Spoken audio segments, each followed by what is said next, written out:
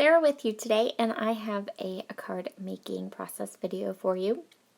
I'm going to be creating a shaker card for a dear friend who just finished her first round of chemotherapy for breast cancer, and so I thought that I would make her a beautiful pink floral card and tell her how proud I am of her and how she's going to do great. So I'm going to start with some stamping. I'm going to pull out my ginormous Misty. That's my nickname for it. And I'm going to be using these beautiful Wonderland stamps from Altenew. So these stamps, I have the stamp set, but then Altenew makes these amazing things called masking stencils that are just utter coolness. And you're going to see why in a couple of minutes. So I'm going to start with my stamps. I'm going to pull out all the different stamps that I want, and I want them to overlap. So we're definitely going to be doing some masking today. I'm going to pull them out, and I'm going to go ahead and stack them exactly how I want them to look.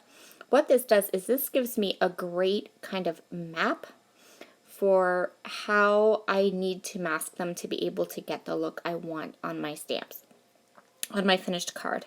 So I'm just going to go ahead, I'm going to move everything around and get the stamps exactly where I want them all to be, including that little shaker pocket, so I know where the shaker pocket is going to, or the shaker element is going to be as well.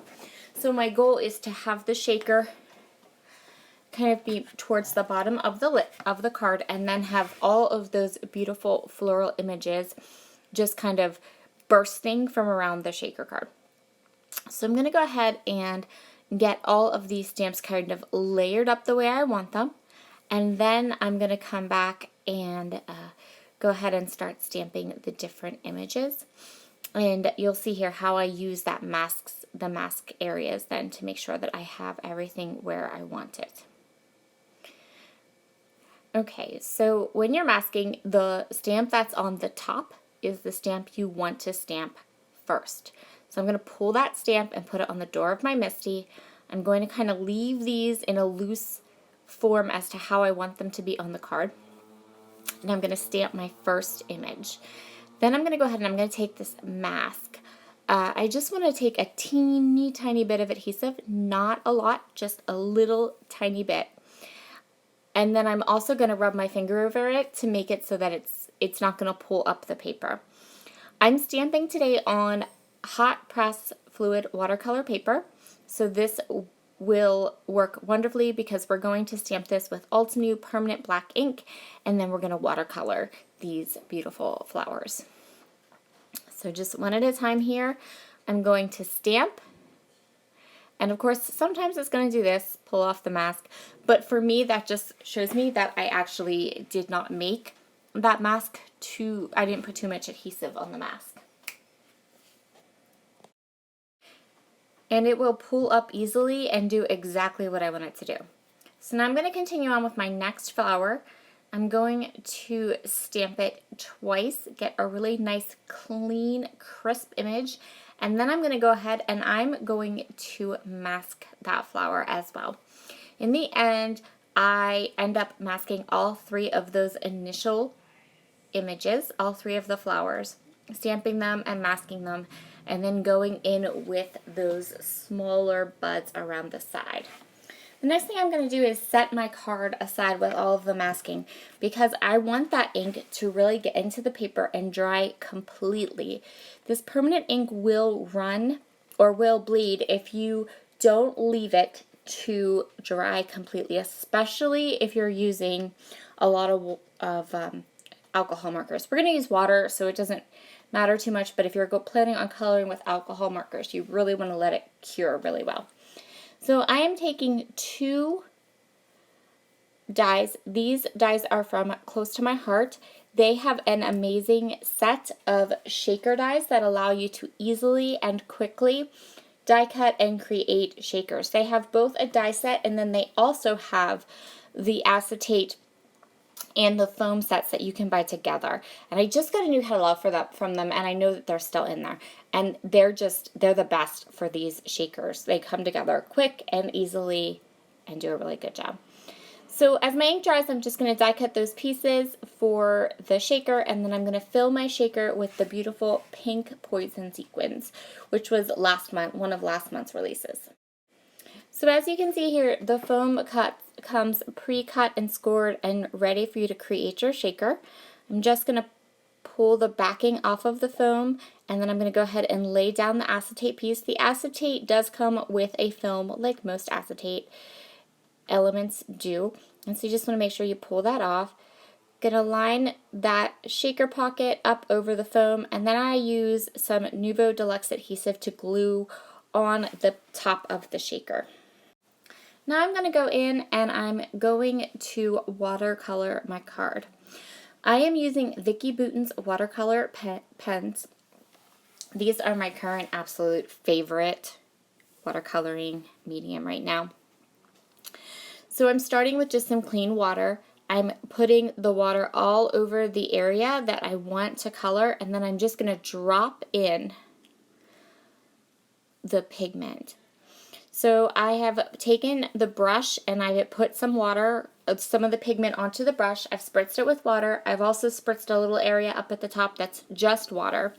And I am just going to go ahead and color the flowers using all the different shades of pink that I have in that watercolor pen collection. And then I'm also going to go ahead and paint both the stems green and the insides of the flowers yellow. So I just have all of my different colors here spread out and an area of just fresh clean water, and I'm just working through each of the leaves and each of the flowers, and just had a really nice time just enjoying the process of watercoloring all of these images. Okay, so now I have all of my watercoloring panel colored, and I also left this to sit and dry completely. That allows me to be able to put my card together without having to worry about things getting warped or, still being wet or smearing something, things like that. So I'm just going to line it up with the front of my card base. And then I'm pushing it down and straightening it out and kind of stretching that paper over the card base just to make sure that it fits nice and that it won't warp more, because I've already given it time to fully dry, and even though it is some heavy hot press watercolor paper, it will still warp a tiny bit because, let's face it, water and paper always will mean there will be a little bit of warping.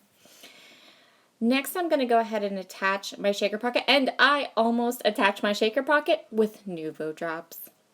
So I pulled those lovely pink Nuvo drops to add some accents around my flowers, and then I accidentally mistook it for my glue as I was just plugging along on my little shaker card. Okay, so next up, I'm going to go ahead and add those little Nuvo drops, and I'm going to add some shimmer. So this is a Nuvo Gold Shimmer pen, and it's just going to add some sparkle to all of the flowers. It's a clear pen, so it's not going to add color. It does have a little bit of a gold sparkle to it, but no color. And I think it turned out beautiful. And you can see at the end of this video, there's a nice close-up that shows that sparkle really well. Now I'm going to go in with my Nuvo drops, and I'm just going to add teeny tiny little accents to some of the larger white spaces on the card. Because of the way I stamped and then put the shaker down, there were some areas on the card that I felt like it looked like it was trapped white space, and it was bugging me a little bit. So I pulled out these antique rose. Is this antique rose? I'm pretty sure. And let me go grab my thing real quick, because I know everyone likes all their Nuvo drops, and I want to make sure I give you the correct color. These are Shimmering Rose. So these are Shimmering Rose crystal drops, and I just added teeny tiny little drops in different areas of my card. You'll be able to see that in the close-ups at the end as well. If you would like to make your own pink shaker pockets. You can grab pink poison sequins, perfect for October, which is Breast Cancer Awareness Month. And you can see the fun shimmer and the Nuvo drops here in the close-ups. Thank you so much for joining me today, and you can always use my code Sara15 to save a little bit off of your next purchase at Spiegel Mom Scraps. Bye!